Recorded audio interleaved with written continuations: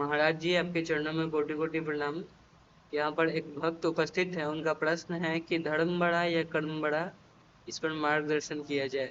आपके कहने का तात्पर्य है कि धर्म बड़ा या कर्म बड़ा। धर्म तो श्रेष्ठ ही है, इसलिए कि कर्म तो कर्म है, कर्म तो कर्म है, पर कर्म को अगर धर्म के साथ किया जाए तो वो धर्म बन जाता है, और कर्म को अगर बिना धर्म के साथ रख कर किया जाए तो अधर्म बन जाता है।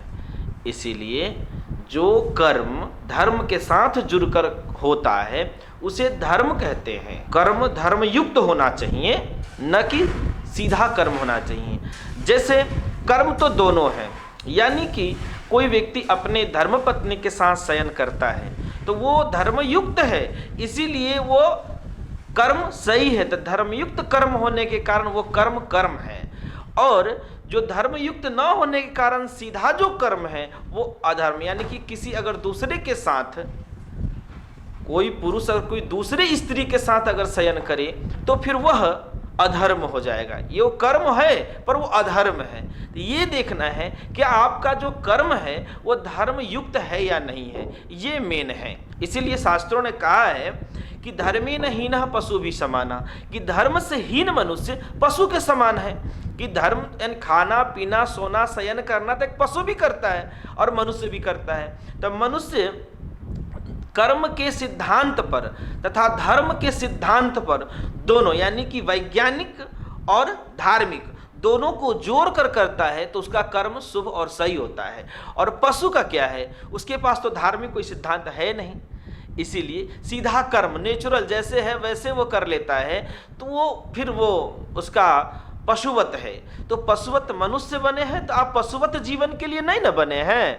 इसीलिए मनुष्य का कर्तव्य है क्या करे कि धर्म युक्त कर्म करते हुए जीवन का निर्वहन करे।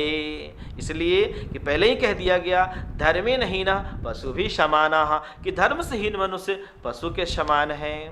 और धर्म के 10 लक्षण भी बताए गए हैं बड़ा सुंदर, कि धृति क्षमा दमो अस्ते शौचम इंद्रिय निग्रह धीर विद्या सत्यम अक्रोधो दशकम धर्म लक्षणा, कि ये 10 धर्म के लक्षण हैं।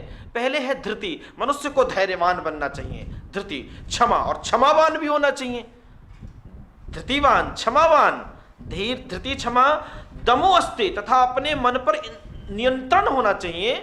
और कहते हैं कि दमो अस्ते, अस्ते का तात्पर्य होता है चोरी ना करना किसी भी हाल में।